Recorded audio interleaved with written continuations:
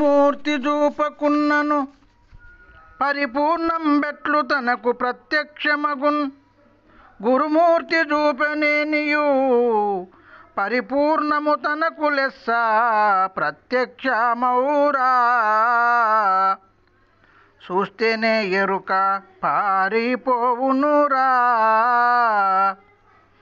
ఎరుక పోయిన వెనుక ఎవరా ప్రత్యక్షాన్ని ఎరిగిట్టిదంచెరిగేవారటు మీద ప్రత్యక్షమౌరా.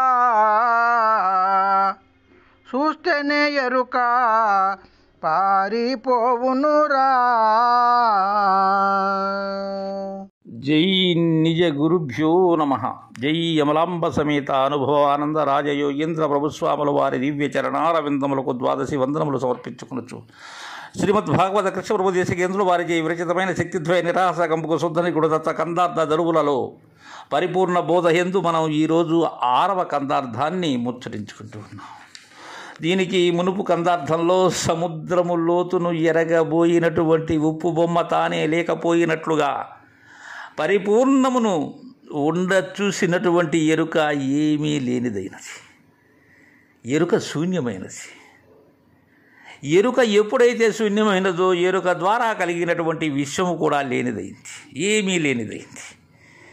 ఈ ఎరుక ఉండగానే ఎరుక విశ్వములు రెండు కూడా లేనివయ్యాయి.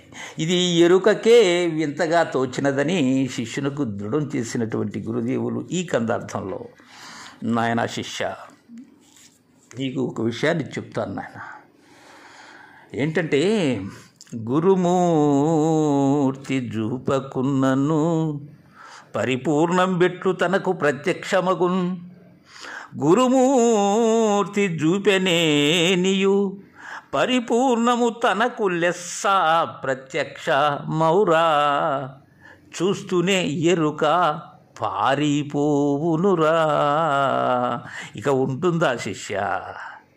పరిపూర్ణమును ప్రత్యక్షముగా దర్శించినటువంటి గురు సంజ్ఞలో కన్నటువంటి ఎరుక ఇక ఏ కాలమందున నిలుస్తుందా? పరిపూర్ణమును దర్శించిన వెంటనే ఏమవుతుంది? సూర్యుని కాంచినటువంటి చీకటి చందం నాయన, హరిని కాంచినటువంటి కరిచందం శిష్య, గరుత్మంతుని కాంచినటువంటి సర్పచందం నాయన, ఇక లేదు నాయన అక్కడ. ఎప్పుడైతే పరిపూర్ణము తనకు లెస్సగా దృఢముగా విచారించగా ప్రత్యక్షమైనదో గురుదయతో, అది చూస్తూనే ఎరుక ఏమైనది?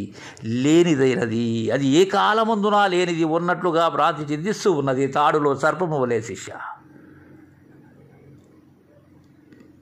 మరీచికలో జలం వలె నాయన, వంధ్య సంతు వలె శిష్య.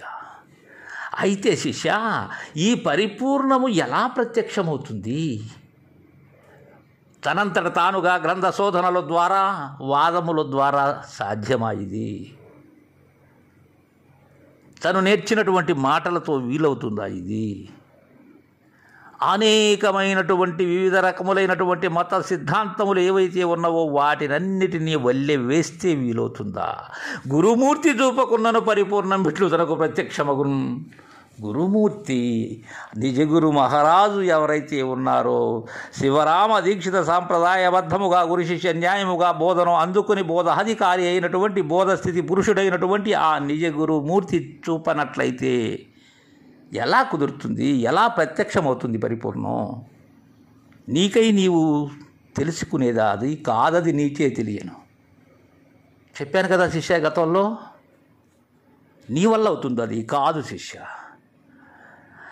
గురుమూర్తి చూపెనేనియు, గురుమూర్తి దర్శింపచేస్తే అప్పుడు ప్రత్యక్షమవుతుంది. ఉన్నది ఉన్నట్లుగా ప్రత్యక్షమవుతుంది. అప్పుడు రజ్జువే ఉంటుంది శిష్య, సర్పం ఉండదు నాయన. ఈ సర్ప భ్రాంతి అనేది తీరిపోతుంది శిష్య. గురుమూర్తి చూపెనేనియు పరిపూర్ణము తనకు లెస్స దృఢముగా ప్రత్యక్షమవుతుంది శిష్య. అప్పుడు అది అపరోక్షమవుతుంది. పరోక్షముగా ఉండబడేటువంటిది ప్రత్యక్షమై అపరోక్షము కావాలంటే నిజ గురుమూర్తి యొక్క కృప కావాలి, ఆయన యొక్క కరుణ కావాలి శిష్య. అప్పుడు ఇక ఎరుక నిలిచేందుకు ఆస్కారమే లేదు నాయన. శిష్యా, ఎరుకబోయిన వెనుక ఎవరా ప్రత్యక్షాన్ని ఎరిగిట్టి దట్టి జరిగే వారటు మీద. ఇక్కడ ఉండదూచినటువంటి ఎరుక ఏమైనది? లేనెరుకైనది. ఇక అది లేనిదైనది. ఇక ఎరుక పోయిన పిమ్మట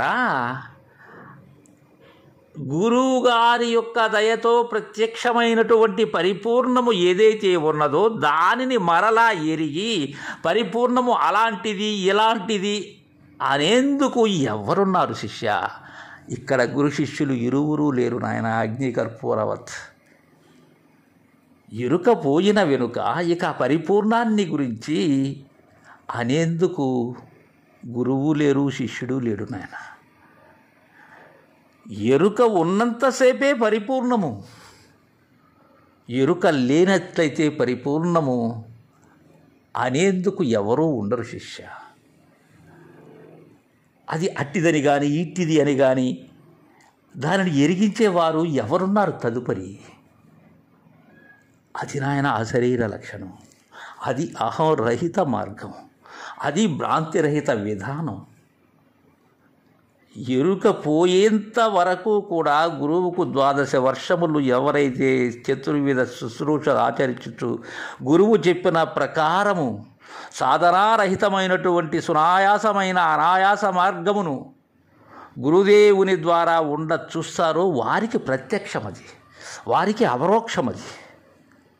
ఇక వారికి ఎరుక మీరిన వారు, ఎరుక లేనివారు, అది ఎలాంటిది అలాంటిది, ఇలాంటి వారు అలాంటి వారు అనేటువంటి దానికి కూడా వీలు కానటువంటి మహనీయులు నాయన వారు నాయన పరిపూర్ణులు. వారు తదుపరి పరిపూర్ణమని కానీ ఎరుకని కానీ అనరు శిష్య. అంటే నేనున్నట్టే శిష్య, నేను లేని స్థితి నాయన.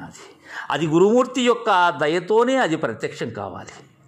ఆయన దర్శింపచేసినట్లయితే అది దృఢముగా ప్రత్యక్షమవుతుంది.